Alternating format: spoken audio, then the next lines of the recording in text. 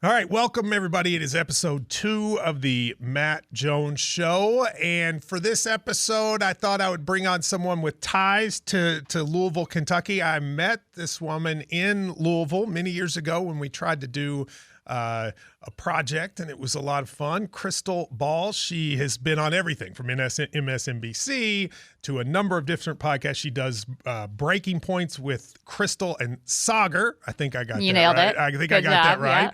yeah. And has been on everything. I mean, she's been on if there's a channel, Krystal, you've been on it at some point. About that. Joe Rogan podcast. You've been everywhere. Nice to have you on. It's nice to see you, Matt. It's a pleasure. It wasn't that many years ago, was it? I don't know. It doesn't Time is feel, weird it these does days. feel like it doesn't feel like that. We used to go to lunch in Louisville at the Thai place on Frankfurt Avenue and argue about things, and now we're 15 years later, and here we are. Yep, indeed. Well, Yeah. It's a pleasure, and I'm honored to be guest number 2. I didn't get the number 1 slot, but I'll take number 2. Well, yeah, Bomani was on my first one, so I decided to have him back again. Now, you do politics, but what I really like about you is even though you're on the left, like me, you come at things from a different perspective. So if somebody was to say to you, Krystal, explain your sort of political ideology in a short phrase, how would you explain it? I mean, I would describe myself as populist left. So for me, and a sort of economic analysis is really central to the way I view politics. And that doesn't mean that, other things aren't important, that I don't focus on other things. Certainly right now in Trump 2.0, I'm focusing on a lot to do with deportations, the due process, and all those sorts of things as well. But, at my core, that's kind of where I come from. And, it's informed by this another thing I think you and I both have in common, like, I'm from a rural area. I'm from an area that is much more conservative. So I think that has affected my political views of, having that kind of outsider perspective, viewing things a little differently. And then what was really formative for me was I lived in the industrial Midwest, very close to East Palestine, where there was that horrific train explosion, in Ohio, toxic right? fumes, Yeah. all of that. Yeah, in Ohio. And, that area was completely decimated by this bipartisan agenda for NAFTA and for, opening up permanent normal trade relations with China. And it really was a bipartisan project. And I saw the way that town after town there was just devastated and the impact that had on people's lives. And so that really kind of opened up my eyes to the political system and has made it so even though, I'm definitely on the left, there's no doubt about that. I tend to vote for, I vote for Democrats because they're more aligned with my view than others. It's also given me a sort of critical eye towards both parties, I would say. Yeah, you definitely are critical towards both parties, but I love that you said populist left because I don't think there's a lot of people like you and I for real in this in politics. And what I mean by that is for you and I, the working class, I think has always been the centerpiece of what we believe in. And people will say that, but then they don't necessarily actually do the things that lead to it. I mean, when I try to think of people in the Democratic Party now, if you're just talking on economics, maybe John Fetterman, Bernie has parts of it, but then parts of it can go the other way, in my opinion. Do you agree with me that there are not a lot of people? First of all, there are not a lot of politicians that are Democrats in office from the places we're talking about, rural America. There's just not anywhere, right? Yeah. Yeah, I think that I agree with pieces of that. So I'm much more, of a Bernie bro than you are. And I actually can't stand John Fetterman because I think he cares more about a foreign country than he does about his own constituents with his obsession about Did you feel Israel. that way before he was a senator? Because that has become a No, big when thing he was with running, him. I genuinely think his stroke has changed his personality based on the reporting that's out there. And he is very different from when he was Mayor of Braddock and when he was lieutenant governor and when he was running for the Senate. So no, I had high hopes for John Fetterman. I was very excited. Did, yeah. I will say I overlooked some things about him because I loved that he came out of this blue collar working class background, that he had this ability to relate to people that, I thought is pretty unique in a Democratic Party that's mostly populated by lawyers and, a lot of folks who don't have that like direct working class touch and connect. But I think he's been just a completely different politician than what I expected when he was running. And like I said, from the reporting from his staffers, from his own, wife, it seems like the stroke genuinely did. He's even acknowledged this in some ways, has genuinely changed his approach and the things that he's focused on. But, I think we have a system where politicians on both sides of the aisle oftentimes are more in touch with the interests of wealthy donors than they are with the constituents that they purport to serve. Now, I happen to think in this Trump administration, we've seen an extraordinary acceleration of what was already a fundamental sort of, tilted towards the rich system. When you've got the richest man on the planet with all this power, when you've got all of these billionaires lined up behind Trump, when you have Trump himself using the presidency as a tool for him to make personal business deals and, benefit his own family personally. I think you've seen an acceleration of those trends, but I think the seeds of it were planted in both parties long ago. But why do you think he's so popular, though? I mean, this is the question I get asked. You and I end up in these groups of like liberal intellectuals, none of whom have ever spent much time in places like Kentucky or rural Ohio. And yet they opine and they go, why do these people like Trump? They're voting against their interests. And I try to articulate why I think they do. Most people listening to this have probably heard my articulation. What would be yours? Why do you think Trump is so popular in these areas when what you're saying I think is objectively correct? I mean, I think it comes from a betrayal. I think it comes from 40 years of the rich getting super rich and wages being completely stagnant. I think it comes from, an economic collapse in 2008. I think it comes from the media and the political class lying us into war with regard to Iraq. I think it comes from this fundamental sense of betrayal. And so it reads as truth-telling when you have someone who says things that are, completely wild. And it feels like, okay, well, at least this person is different. And if the people I hate him, maybe that speaks well to him. See, I think that's huge, by the way. The people you hate him. Because I think a lot of the people like in Kentucky, they hate white liberals more than they hate anybody, especially like coastal academic white liberals. I think they hate them.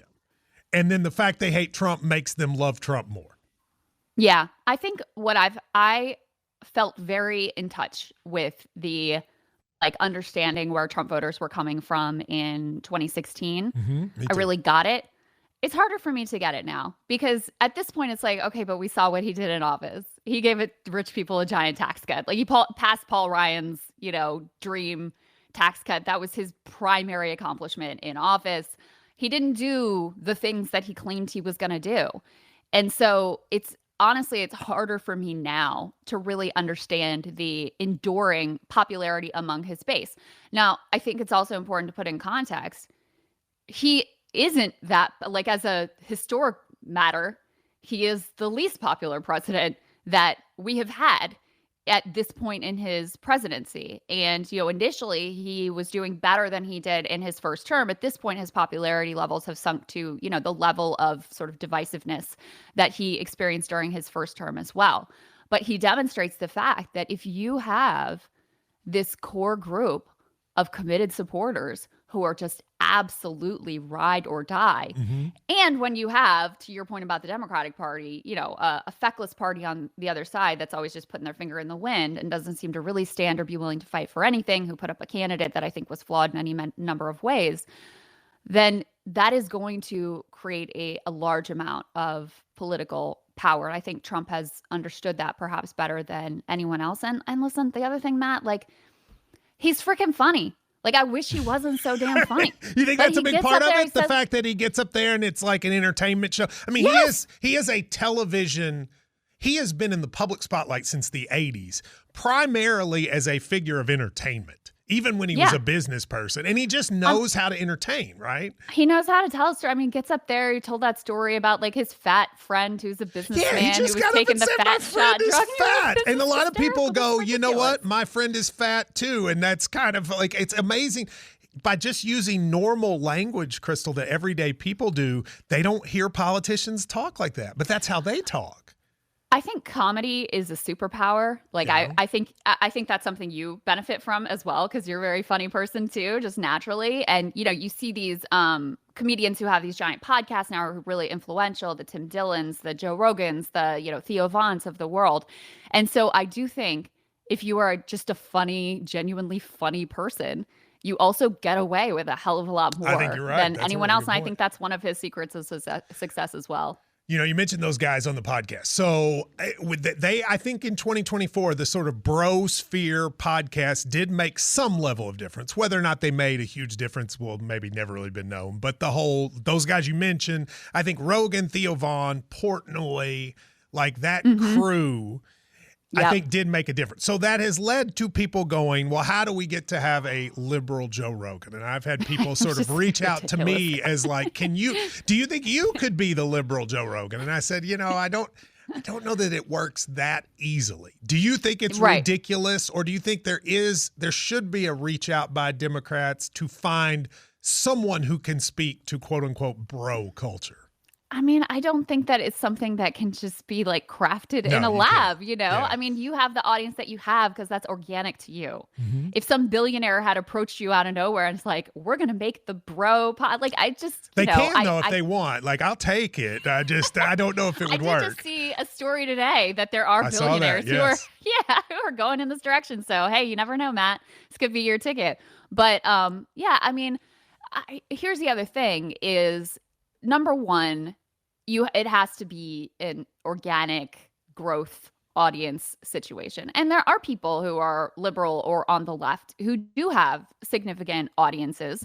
And as one of those people, I can tell you the Democratic establishment has been terrified of going on our show. Like basically the only, I shouldn't say the only, but one of the only politicians on the Democratic side who's willing to go on with us is Congressman Ro Khanna from California, who's great. He mixes it up. He'll go on with anyone. But by and large, they've been very fearful of these spaces because they're a little bit less controlled. Now, I would say the interviews that those guys gave to they're weak. Trump. They're weak. They don't challenge him at all. They don't challenge him at all. Right. And so he knew that and felt like he could go on. And I do think he got something out of it because rather than people feeling like this is someone who's extreme and who's a break from the norm or the mainstream in American politics, you listen to him for 3 hours on Joe Rogan, and you're like, oh, this is just like a normal guy. What's everybody on about? And meanwhile, now that he's back in office, he's doing even more extreme things than I had anticipated. I was, very much accused of Trump derangement syndrome going into this election. So I think it did serve his purpose. And I do think that it is incumbent, even if you are a comedian, if you're going to host someone who's so powerful, to do a little prep and be able to do a little bit of pushback, But on the other hand, I also think Democrats, like, this is the world we live in. You got to be prepared to swim in those ponds. Totally too. agree with you. I think part of it is 98% of politicians, right or left, are not normal human beings. You almost have to be a psychopath to be in office. And I'm not even kidding about that. Like, you have to go through this where your family, your friends, everyone. I mean, you and I have talked about when I was considering running for Senate, and I knew what was going to happen, not just to me, but to everyone around me. And I wasn't willing to put my people through that. You almost have to be a psychopath to be like, yes, I want my family to be scrutinized. Yes, I want everything I say. So take that aside. You almost have to be a psychopath. Then most of those people are not interesting. They're not just compelling human beings as human beings, usually. Mm-hmm. Yeah. And then those podcasts, the thing about Theo Vaughn is clearly right wing. But when he tells a story about eating pie, I can't help but laugh. You know what I mean? Like the way he does it. And I just think the folks on our side, we try to be so issue oriented, and you're an exception to this.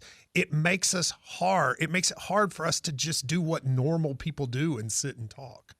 I mean, I don't know how normal I am. Like, I'm a complete, political nerd, whatever, like doing my thing. But I think your point is well taken. And, I also think Democrats, they haven't adjusted to the new media ecosystem. And they also they're so risk averse. Yes. Yeah. They're really terrified of saying the wrong thing and having a bad news cycle. And what Trump and some other Republicans have recognized is even if it's a bad news cycle, if People they're talking move about on. you, Move on. people move on. And if they're talking about you and you're driving the news cycle, that's actually better than just being boring and forgotten. Sure. I think I do think now you're starting to see some Democrats try to So who's good at it, in your opinion? Ones. Is Pete? I mean, you think Pete's good at it? I do think Pete is good at it. Now, I'm not a big Pete fan. I think he is kind of psychopathic. But anyway, he is good at it. He goes on, he went on He was on Andrew Schultz, and I actually thought he did a good job with Andrew Schultz. And he did honestly. a good job there. Gavin Newsom launched his own podcast. I mean, that guy is. But if you were to draw up what a sleazy politician looks like, wouldn't you pick him? Oh, absolutely. The slick back hair and all that. I've always thought he looks like a vampire, like from a vampire movie, right? Yeah. So I was down in London, Kentucky, where the tornado hit a couple days ago, and I was driving around, and that's my home area. And I didn't realize you're from that area. Well, I'm from 45 minutes away, Middlesbrough. I'm from Southeast Kentucky, and London was kind of the big city when I was growing up. So, I look around in Appalachia, and this would also be true in the Rust Belt, and I sort of wonder, is there anything that can be done to help economically? Leave aside all the reasons we were screwed, and there are many. NAFTA's one. The way we turned our backs on coal miners is one. But let's start in 2025. And let's say Matt Jones and Krystal Ball were in charge of policy to help turn around rural America. What would you suggest should be done? It's not easy. It's not an easy answer. But I mean, here's where I actually think that there has been a shift in consensus that is positive, that is now endangered by the excesses of Trump. And let me tell you what I mean by that. So Trump in his first term put some tariffs on China. I supported that because I think we should have a domestic manufacturing base. I think we should have incentives to locate those facilities in, rural parts of the country and in industrial Midwestern parts of the country that have been left behind. I actually think that, Governor Beshear has done a pretty good job with attracting a good bit of that investment to Kentucky. But you would be able to speak to that more than I would be able to. That broke some of the just blanket, free trade, just up the GDP, doesn't matter who's getting screwed in the mix. That broke some of that consensus. And Joe Biden, although he didn't tout it effectively because he was half dead and, it wasn't effectively sold, to say the least, built on that and actually paired a protectionist trade policy with industrial policy, just meaning that there were investments. There were incentives for companies to invest. And for the first time, really in our lifetimes, there was an increase in manufacturing jobs.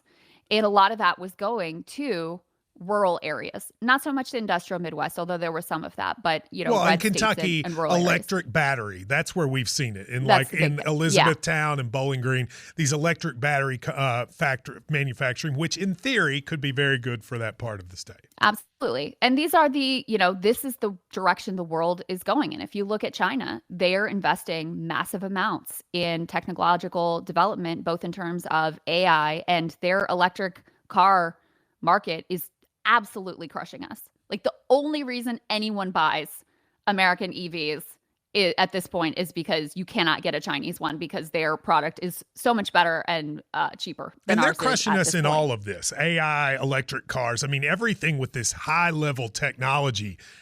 Would you agree their development is killing us right now? Astounding. Yeah, that's exactly right. And so in any case, I mean, I think that is the kernel of the answer is you have to do some protectionist trade policy. You have to pair it with industrial policy. And then I think you need a much broader, universalist. I think everyone should have healthcare. And actually that would be a great thing for business because right now businesses have to carry half of the cost of private healthcare. And it's a huge cost for them. It's part of why labor in the U.S. is much more expensive than other places. Part of why. So I think, you need to have some of that precarity taken out of American society as well. And I think you need to tax the rich more and use it to pay for things like healthcare for everybody, so that when people get sick, they can go to the doctor. That to me is the direction. And when I say that I think Trump's agenda now is imperiling it, is when he came in and released his insane, random tariffs across the board on this one and 50% on Lesotho, and we're gonna, tariff an island that only has penguins on it, and China tariffs are gonna be 145%. You are very much in danger of killing any view of protectionist trade policy, any acceptance of tariffs whatsoever. And again, I'm someone who supported his original tariffs. I supported the Biden expansion of those tariffs and industrial policy.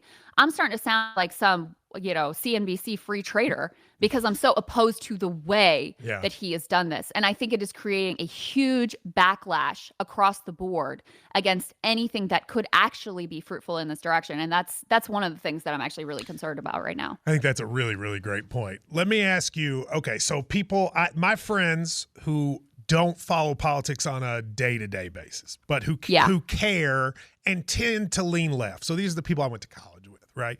They will say to me, is the world ending because of Trump? They have a very doomsday, after Trump won the second time, a very doomsday philosophy. But they don't follow it on the day-to-day. They just kind of hear these little things. And I say this, and I hope this is true. I want to see if you agree. I say, I think Trump has a uniquely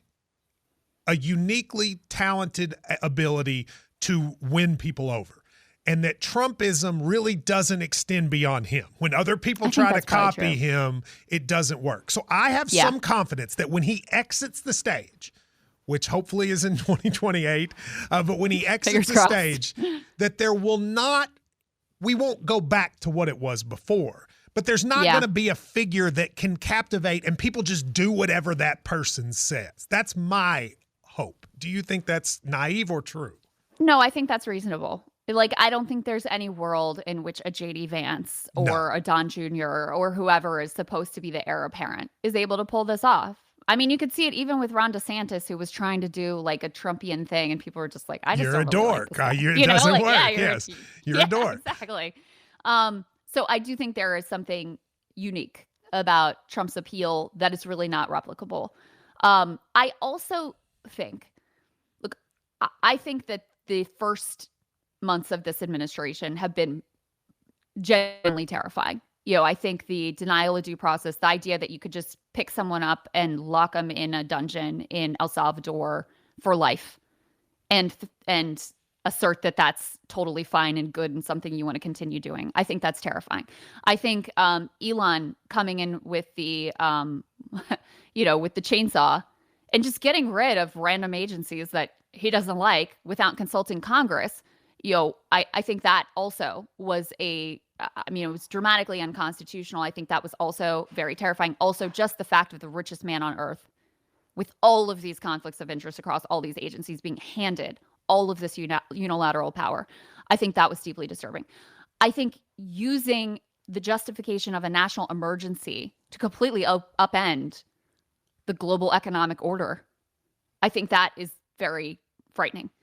But I feel that a lot of this at this point has been sort of tried at its most maximalist and is being pulled back now. I was about to say, all three of those things you said, though, I think ended up being pretty unpopular. If you poll the deportation stuff, it's unpopular. Elon's now, you don't even see him anymore, and they're not gonna, and they're not rolling him anywhere. The tariffs may be the most unpopular thing that he did. I do have some feeling that those things, which I agree, you hit the exact three things I thought were most scary, all got pushed back. That's something to be confident about, right? That's right. And I do think so with the tariffs, I think the bond market in particular freaked Trump out, and he really has walked back. Now, that doesn't mean, we still have 30% tariffs on China. That's a lot. Think of how much 5% inflation hurt people. And you're talking about 30% on China, 10% on everything else. They're talking about imposing even greater percentages again. is going to be economic fallout, and it will hit working class people the hardest. This will amount to a tax soon. Do you hike. think it will be soon? Like in the next Yes. little bit? Yes, absolutely. There's no doubt that there will be some economic fallout. How great, I don't think anyone can really say. So I don't want to downplay it, but I do agree that in those three areas, he has been sort of chastened. The tariffs, we're not going back to 145% tariffs on China. That's not happening. Whatever his plan was there. I personally think the plan with tariffs is just he likes power. This makes every company have to come to him, every country have to come to him, and he loves that. I think that's really what the tariffs are all about. But, we're not going back to the most maximalist position there, I don't think. On the deportations, they're going to try more things. And, I think we have to be leery. You've got them out there say, hey, we might just suspend habeas corpus. But you do have at least the courts kind of checking them. The overall immigration policy is now way more unpopular. And, so I think that the most maximalist aims there have also been maybe somewhat checked. And and Elon has, basically done. He came out today. I don't know if you saw this. He's not going to do any more political giving. Yeah, you talk about someone who's not Trump, right? Yeah, yes. I mean, I don't know anyone that doesn't think he's a complete weirdo now. Like you talk about a dude who just set his personal image on fire, right? Oh yeah, absolutely. Do you think he realizes that was a mistake? He set his political power on fire too when he threw all in on this Wisconsin Supreme Court race and he lost. And DOGE is a laughingstock. Now, and here's again where you have to hold two thoughts in your mind. DOGE should not save anyone any money. Actually, I think it's going to cost money because when you're talking about gutting the IRS, that means guess what? They're not going to be able to go after rich tax cheats. Like it seems to be a factor potentially. I don't know. You tell me if you followed this. Like DOGE cuts hit the Weather Service office that was monitoring the tornadoes. I mean, Beshear says that was not anything about a factor that night, but in general, people like the Weather Service and they don't want to see it hit. Yes, exactly. They want to be getting warnings when it's appropriate to get warnings. They want to be able to fly and know that their plane is going to land and not crash into another plane. And so you have DOGE, which has failed in terms of the metrics they set out of this dramatic cost cutting and efficiency effort. The government is less efficient now. Just try to get some question handled on your Social Security chat. Good luck. And they didn't save any money, but it did do a lot of damage. There's genuine harm there to things that people rely on that they don't even think about. See, I think that's key. I think that's key because I think what happened with the things that were unpopular is that it is easy. The Republicans, I think, had the same problem we sometimes do with the Democrats of being out of touch. So on paper, you say, okay, this looks like waste. But then when in West Virginia, all the coal mine health services close, that then has effect in West Virginia. And all of a sudden, these senators and governor from West Virginia are like, wait a minute now, these are all coal miners. Same thing when they cut Medicaid. The first hospitals that will go, the first ones, are the ones in rural red states. They'll be the first ones to go. And the people in those towns, they know that.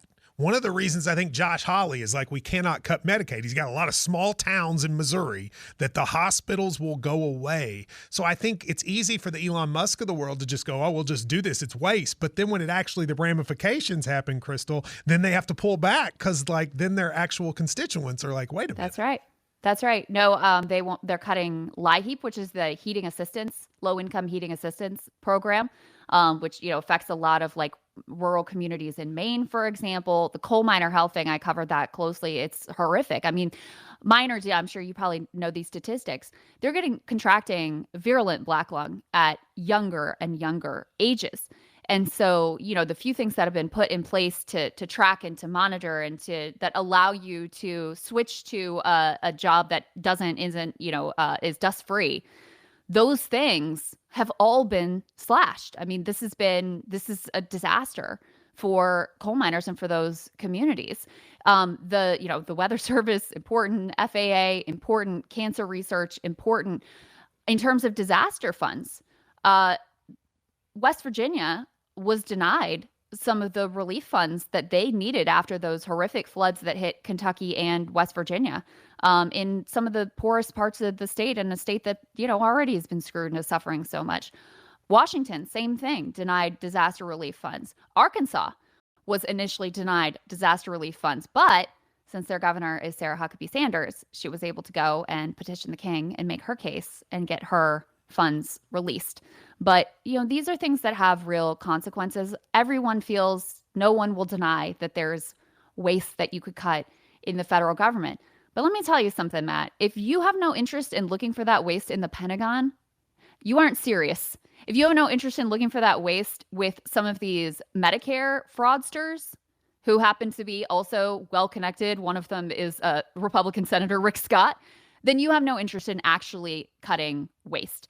So this was never truly about cost cutting. In my opinion, again, it was about power. I think it was an ideological project because Elon Musk is an ideological radical who just does not think there should be government, and certainly doesn't want that government checking in on his businesses to see whether or not they're complying with the law. So that's what this thing was really about. On that metric, perhaps it was a success. But in terms of delivering efficiency or cost cutting in any sort of reasonable way for American people, it's a failure. And the fact that you could turn, anyone, if you just say, oh, should the government be more efficient? Everyone would say yes. Yeah.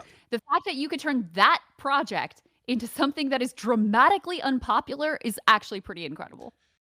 Do you think Andy Beshear here in Kentucky, do you think he could be president? Like, if you had asked me that 2 years ago, I would have thought that was the most ludicrous thing I'd ever heard. I used to say he's vanilla ice cream, but without sprinkles.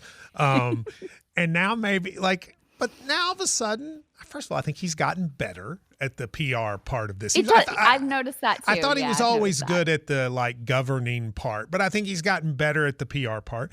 But then also the world, there's a part of the world that's kind of yearning for that. Okay, can we get to a time where we don't hate each other a little bit?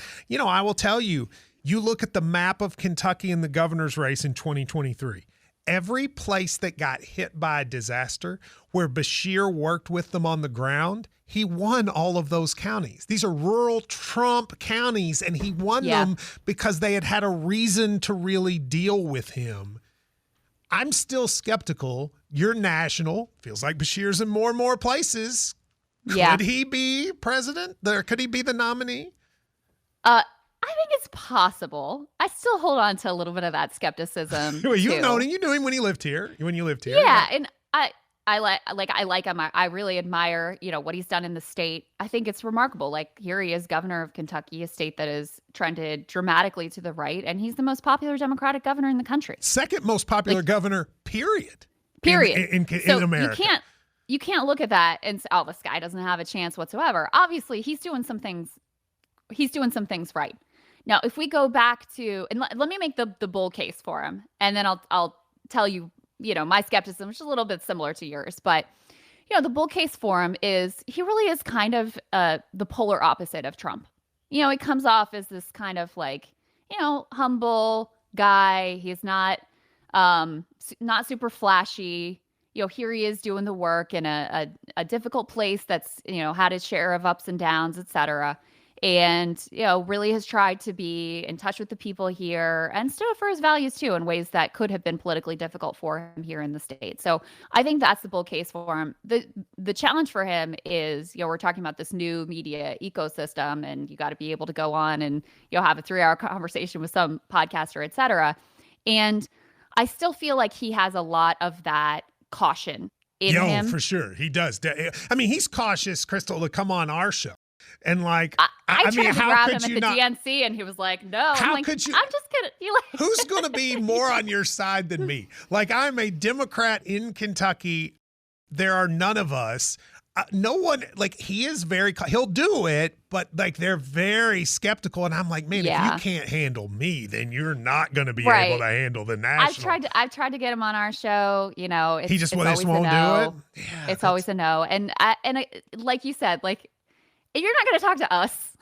Yeah, I mean, we're on your side, and you're not. Yeah, and he really knows you. He at least knows me a little bit, And but the difference, though, is you and I are off the what. This is what worries me about him.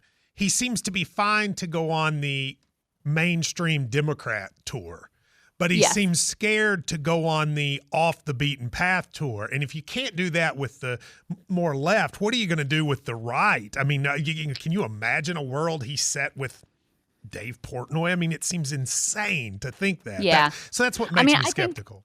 I think Andy, to me, he seems like he's a preparer, which I relate to. I'm the same way. You know, he wants to know, okay, what are the questions going to be? How long is it going to go? What are the answers that I have planned out? And if it's outside of that, then it really feels like it's outside of his comfort zone. And so I think he has gotten better. I've noticed that too. In, when he was doing his kind of like VP audition tour, I was like, oh, okay. He's gotten better. Okay, yeah. Andy. Yeah, definitely. But I think if he's going to make that step to the top level, he needs to get out there and do some reps in a longer form and get comfortable in that space as well, because I think it's essential at this point. I just don't think that you will have a successful candidate again who can't I agree with that. go on and feel comfortable in like a conversational 1 hour, 2 hour, whatever kind of a new media setting. He's at his best when people are hurting. Like he really is. Like he gives off a sense of empathy that I think is very rare in politicians. I think politicians really. I've always thought Obama was very good at that. Obama could go to a scene of a tragedy and really make people feel a certain way.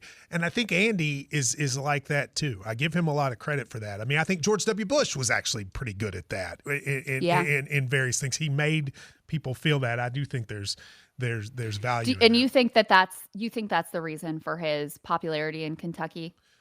Well, I mean, remember, he got elected governor and then 2.5 months later, COVID hits, right? So, and he was on TV every day. And I think one of the things, the COVID debates have become so much about, well, were the lockdowns too long, et cetera, all this stuff. What people forget is there were a group of old people that thought they were going to die, right? There were a group of old people and Andy Beshear, in Kentucky, I don't know about in other states, he made those people feel comfort. They would watch him every day at 5:00. Wow. And my mom, when he ran for re-election, said he will do better with old people than you think, because there are old people sitting in nursing homes, et cetera, that feel like he tried to keep them alive. Wow. And I genuinely think that was true. I think we, in the COVID debate, Krystal, I think we get lost in the vaccine. Should you have to take it? Did we lock down too long? And forget that for people 75 or 70 and older, they thought they were going to die, right?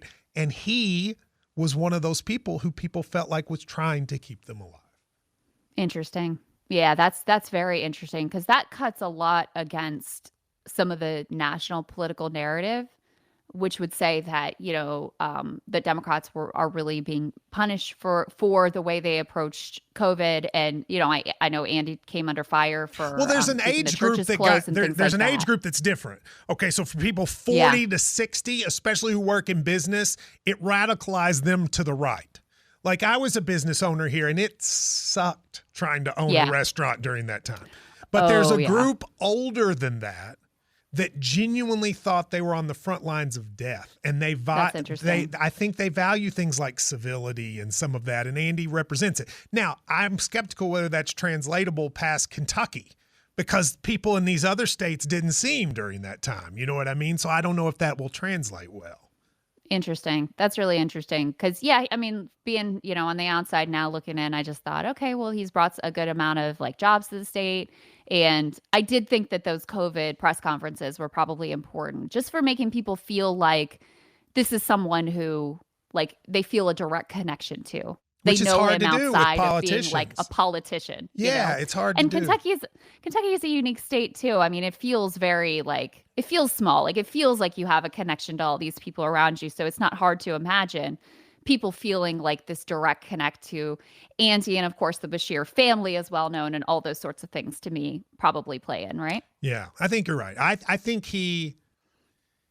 if he had just a little more spice to him, I think he could win. He just needs to be. Coach him, I sit there and try to think about, okay, let's say he were to go on the Breakfast Club with Charlemagne. I can't see it. I mean, I can't see it. I don't know how he would do it. How could he do it? He's got to lean into, though. Yeah, being a dork. Is. Yeah, just lean into being a dork. I'm the dorkiest dork that ever dorked. Maybe he should do that. awkward, normal. Like, that's very relatable. The guy who just won for prime minister in Canada, who's this like super nerdy technocrat, Carney, Mark Carney. He was a central banker. Like, that's who he is.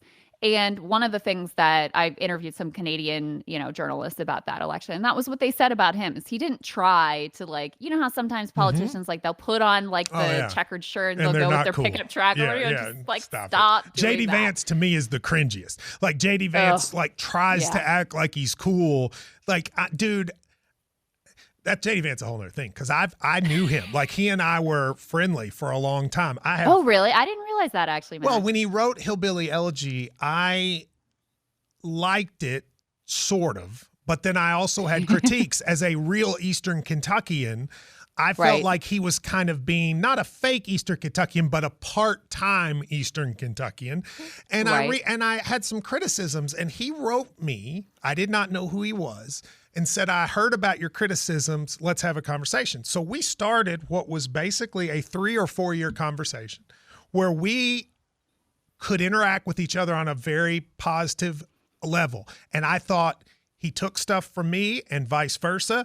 We met each other on a couple of occasions. I thought he was awkward and weird, but I thought his heart was in the right place about Eastern Kentucky at the time. And I respected him, and he got involved in this app harvest thing, which I'm kind of amazed Krystal didn't become a bigger scandal that he was involved, because it's been a complete cluster and it never even came up on the presidential campaign. But I knew him through some of that, and I appreciated what he was doing. And then all of a sudden he just decided, I want to be president. I've got to be pro-Trump. And he just changed his personality overnight. And I wrote him some messages in 2021, 2022, expressing disappointment at some of the changes. And he engaged with me for a while, and I'll keep those conversations private because I think that's important when you have private conversations. But it ruined our relationship. And I have been extremely disappointed, not just in his actions, but in the change in who he's become, because I don't think that's who he was 6 years ago. It's a cautionary tale. It's a cautionary tale, because he's not the only one who, loses who they are in pursuit of power. Yeah. Well, he's vice president, so maybe they would say, like, I was right. I don't know. But at what cost? At what cost? I don't know. I feel like I had really high hopes for him. And when I was thinking about running for Senate, my interactions with him, I would take up for him sometimes on the radio. In the talk to Democratic circles, people were very adamantly negative to me about that, because some people think Hillbilly Elegy is the worst thing in the world. And I've just been disappointed. He is not the person he was 8 or 9 years ago. And I hate that. So did he try to justify to you the turn of something other than just, well, this is what I got to do? Or was it more just like, well, this is how the Republican Party is, so... He never, to be fair to him, he never just said, I'm just doing this. 'Cause he would make the intellectual arguments. And then, I would never do it because, like I said, I think when you have private conversations, they're private conversations. But if you were to go back and read our text and Twitter exchanges for years, you could watch the change in his personality play out in real time. I've done that. I went back and looked. And it's just all of a sudden, it was like you were talking to a different person. And we kept having, the last time I spoke to him was when I congratulated on being picked for VP, and he sent like a word answer, and that's the last time we talked. But, it is weird though, because both, if it was Beshear Vance, that'd be interesting. That's so weird because I know both of them, and it would be so strange in a presidential race for that to be the case. Yeah, that would be interesting. Like, just the dynamics of that would Who's be a real Kentuckian would be the fascinating. Thing. Before we go, I want to ask you about yourself. You began the process of running for office many years ago. What did that teach? I did. What did that teach you? Yeah, I did run. What did it teach me? So this was 2010. It taught me don't run as a Democrat in a massive Republican wave year. Okay, yeah, that was a bad year for the Democrats. Yeah. I mean, How old were you when you did that? You were young. When I started, I was 27. I think it was 28 when and the you ran for election Congress at 27, right? I was pretty young. Yeah. Wow. And what did it teach me? Most of the lessons it taught me were unfortunately kind of negative, because I came in so naive, Matt. so idealistic. I had no idea what I was getting myself into. And it's a good thing I did, because if I had known, I would never have done it. Yeah. You were much, smarter and much more like you were much savvier when you were considering a run. And yeah, I really thought like, oh, sure, this is a pretty Republican district, but if I go in and talk to people and I've got a good agenda, whatever, and it just doesn't work that way. It's like, okay, what year is it? What is the partisan lean of your district? There's a lot of locked in partisanship that's just impossible to overcome. There's probably the deepest lesson it taught me, though, because I do think what we've experienced over the past number of years is there actually are more voters who are swing voters who are willing to move than and change, ideological affiliation than I think we had been led to believe. But I'd say the deepest lesson it really taught me is just how frickin' central the money is. The money is so central. And it really, in my opinion, if you had to point at one root of all evil in our political system, it really is the corruption of the money. You think Citizens United ruined American politics? I think that's a big part. There were some other decisions along the way, but it really is one of them. And Elon is the logical endpoint of that. Here's a guy who has spent more than $250 million to elect Donald Trump. And as a reward, he gets to cut USAID and he gets to gut the Consumer Financial, like the anti-scam agency. He gets to make sure that none of his companies are going to be regulated. Like he just gets to come in and run wild and have the president doing a Tesla ad on the White House lawn, et cetera. And that's the most extreme version we've ever seen. Like there's no other comparison to that in American history. You have to go back to like JP Morgan bailing out the government in the early 1900s to have anything that's even remotely comparable, right? But it is the logical endpoint of the wild, wild west.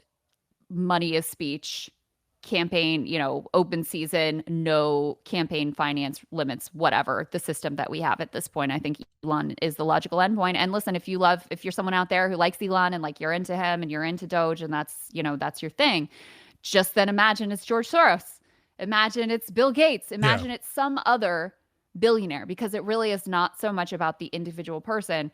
It's about some of the richest people on the planet being able to use our country as their plaything. And that understanding, when you run for office and you spend so much of your time just like calling rich people and begging them to give you a little bit of cash, that really it becomes very visceral for you. When you ran, you had to take a lot of criticism over stupid stuff. And when I was thinking about it, I got you get a company to research your background and learn everything about you. And I had to pay to learn all the stuff that I'd forgotten. And most of mine was like, things I'd written many years ago or said on a podcast in 2007 and all that. And when you've talked as much as I have, there's a lot of that stuff out there. I relate to that. Yeah. And I remember at the time thinking, man, nothing was like terrible, but some of it might be a little embarrassing. And so do I want to do that? I kind of wonder though now, even just 6 years later, if none of that stuff matters anymore. That like we've gotten to a point where we're getting generations that have grown up online. Everyone under 30 has something terribly embarrassing about them online, probably. And that all of those things that, you had to deal with, and that if I'd run, maybe I would have had to deal with, are just like not an issue anymore. That Trump has made it almost to where none of that stuff matters anymore. What do you think? I think that's right. I mean, if you go back and look at my campaign, quote unquote, scandal, somebody released these photos. It's so ridiculous in hindsight. It's embarrassingly tame. Like it's actually embarrassing to talk about because it was such a big deal at the time. And it was horrible for me. I went through it when this came out. It was some photos of me goofing off at a party. Like literally, there are women every day that put that up every day voluntarily. And you had to deal with the press attacking you. Before I even knew you, I remember it happening. And the pictures now would seem so silly. No, I know one would. It's so hilarious. Like, oh my God, a young woman having fun at a party. God forbid. But I mean, I think also my name is being so weird. Whatever. It was a whole thing. Now there is no way anyone would care at all. At all. Today I saw a Congresswoman, Nancy Mace, who's out of her mind. She posted like today I will show my naked body. Like, what? She said, I'm going to show my naked body at a congressional hearing. I don't know if she did or not, but like she said she was going to, and it's crazy. And it was like the number 7 trend, Krystal. Yeah. It wasn't even number 1. It was number 7 was a congresswoman was like, yeah, I'm going to be naked at the hearing later today. Yeah, and everyone's like, all right, I guess so. I mean, that lady's so messy that it is just unreal. But yeah, for her, they're just like, yeah, that's just Nancy Mace. What are you going to do? Lauren Boebert, the whole Beetlejuice thing. I mean, you could go on and on. Think about Lauren Boebert. That was a woman that, I mean, let's be real, got gave a thing at a thing, right? And like the idea that you could survive giving a thing at a thing, Krystal, is insane. She got reelected. She got reelected. Yeah. So I don't know what you said in the past, Matt. Billy's cracking up about giving in a blog a post or whatever, but I think you're good. Well, I just did. Okay. I was like a young guy in the world back then. The blog sphere, especially, was very misogynistic. It was very like, look at these hot women over here. And of course, I think it's almost now gone back in that direction. But in a Democratic primary, my worry was not the general election if I did it. My worry was going to be a Democratic primary because I cringe when I look at how I was when I was doing that. I was 27, 26, and I spoke in a way that I would never speak now. So I was cringe. Although you're right. Now a lot of people would just embrace it and be like, I'm a bro and I can't do that. But I don't even know if any of it would even matter now. It would probably only hurt you in a Democratic primary. Even in the Democratic primary at this point, because they're so desperate to appeal to the bros, they'd be like, oh, maybe this guy is on to something. Yeah, Cuomo's coming back. I mean, Cuomo's coming back. Like, I mean, that's He's crazy just Italian, too. that's it. Yeah, don't worry about his sexual harassment. Can we get Al Franken back? Is there any way that? That's been talked about because I think there's a Minnesota Senate seat that's opening up, and people floated him because he was a good senator. And he's smart. It's a shame we lost him. And he's funny. He understands regular culture. I mean, even if it was like, so he actually, it's kind of a shame we lost him. Yeah, you never know. Now's his time. He could definitely make a comeback if he wanted to. I don't think anyone would care at this point. The show is called Breaking Points. Krystal, you come at issues and often reach an opinion that a lot of people agree with, but come at it a different way, which is what I've always appreciated about you. Is what led us to argue at the various Thai restaurants on Frankfurt Avenue. But it is also what makes you extremely interesting. Thank you very much for taking the time. It's great to see you. Oh, it was fun. It was great to see you too, Matt. Made me miss you. Made me miss Kentucky and Louisville. Well, come visit sometime. Yeah, I know. It's hard to get. It's kind of hard to get to. Like, what do you mean? It's hard to get to. It's a plane. DC to Louisville. It's not that hard of a flight. I had 3 kids. Scott Jennings makes it into every each other. day. The radar's going out. Like, what am I supposed to do? Well, that's a good point. We'll see you.